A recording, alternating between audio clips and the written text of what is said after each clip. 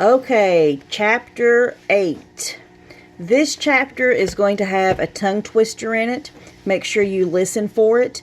And there's also going to be the titles of 3 additional stories mentioned in this chapter, chapter 8. So listen as I read and see if you can find them first time through. When we finished, Kyle heard funny noises. Mr. Lemoncello was supposed to be coming onto stage, but instead Kyle heard a sound that was a cross between a burp and a squeak from a squeeze toy. Chapter 8. On the side of the stage, a shoe that looked like a peeled open banana appeared from behind a curtain. When it landed, the shoe burp squeaked. As a second banana shoe burp squeaked onto the floor, Kyle looked up, and there he was, Mr. Lemoncello. He had loose and floppy limbs and was dressed in a 3-piece black suit with a bright red tie. His black, broad-brimmed hat was cocked at a crooked angle atop his curly white hair. Kyle was so close he could see a twinkle sparkling in Mr. Lemoncello's coal-black eyes. Might be a fun activity to do when we get finished with Chapter 8. Draw some pictures of Mr. Lemoncello and somebody send me one. One more time, let me tell you what he looked like.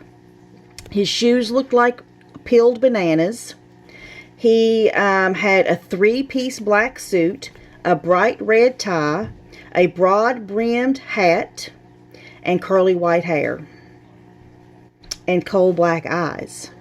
So somebody draw me that picture. Draw me a picture of Mr. Lemoncello and have your parents send it to me via Facebook or email. Okay, back to the story. Treading very carefully, Mr. Lemoncello walked toward the podium. The burp squeaks in his shoes seemed to change pitch depending on how hard he landed on his heels. He added a couple of little jig steps, a quick hop, and a stutter step skip. And yes, his shoes were squeaking out a song. Pop goes the weasel. On the pop, Mr. Lemoncello popped behind the podium. The crowd went wild. Look up the song Pop Goes the Weasel while you're at it. Listen to it, and then you'll know the song that Mr. Lemoncello's shoes made as he walked across the stage. Mr. Lemoncello politely bowed and said very softly, "Thank you, grazie, grazie." He bent forward so his mouth was maybe an inch away from the microphone. "Buongiorno, boys and girlas." He spoke very timidly, very slowly. "Tease, ease, how my mama and my papa teacha me to speak the English." He wiggled his ears, straightened his back. "But then," he said in a very clear, crisp voice, "I went to the Alexandriaville Public Library where a wonderful librarian named Miss Gail Tobin helped me to learn how to speak like this. If 2 witches were watching 2 watches, which witch would watch which watch? I can also speak while upside down and underwater, but not today. Because I just had this suit dry cleaned and I do not want to get it wet." Mr. Lemoncello bounced across the stage like a happy grasshopper. "Now then, children, if I may call you that, which I must because I have not yet memorized all of your names, even though I am working on it, what do you think is the most amazingly incredible thing you'll find inside your wondrous new library?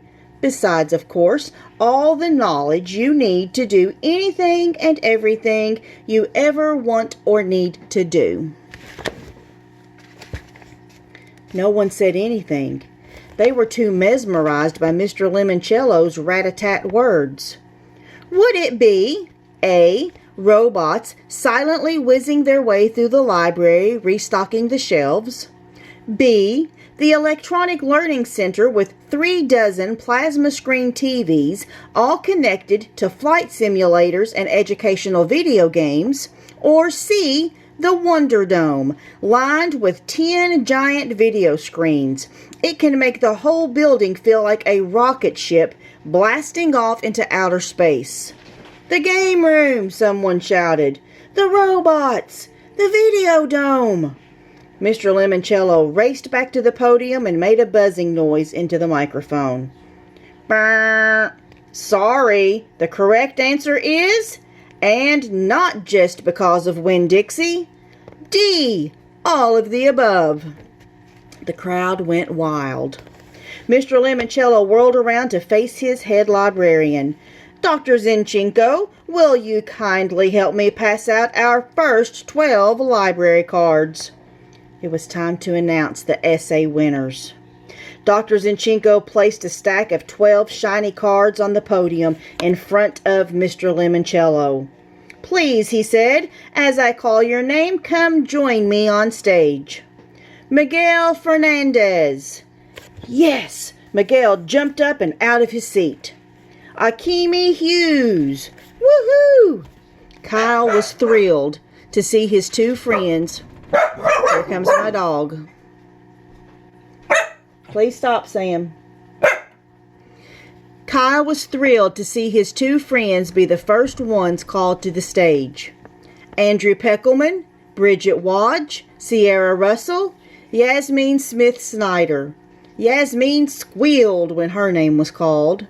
Sean Keegan, Haley Daly, Rose Vermette, and Kayla Corson. 10 kids, all the same age as Kyle, were up on stage with his idol, Mr. Lemoncello. He was not. Only 2 more chances. As if reading his mind, Mr. Lemoncello said, only 2 more, and tapped a pair of library cards on the podium. Charles Chiltington.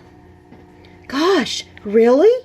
He dashed up to the podium and started pumping Mr. Lemoncello's hand. Thank you, sir. This is such an honor. Truly, I mean that. Thank you, Charles. May I have my hand back? I need it to flip over this final card. Of course, sir, but I cannot wait to spend the night in your library, or, as I like to call it, your Athenaeum. Because, as I said in my essay, when you open a book, you open a mind.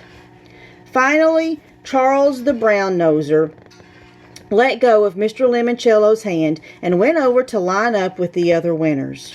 And last but not least, said Mr. Lemoncello, Kyle Keeley. Kyle could not believe his ears. He thought he was dreaming, but then Akimi started waving for him to come on up. Dazed, Kyle made his way up the steps to join the others on stage. Mr. Lemoncello handed Kyle a library card. His name and the number 12 were printed on the front.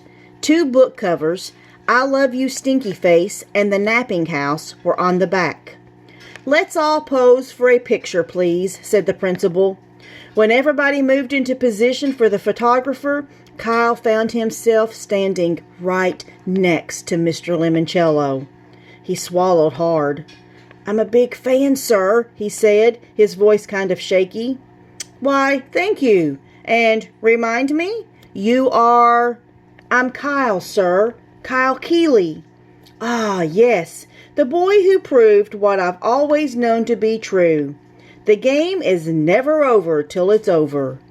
Bong. End of chapter 8. But for those who were curious, the tongue twister in this book was the sentence of the 2 witches and watches. Go back and listen for it. And the 3 titles of books, all 3 fantastic books, were Because of Winn-Dixie, I Love You Stinky Face, and The Napping House. Chapter 9 will be put up very shortly. Thank you, thank you.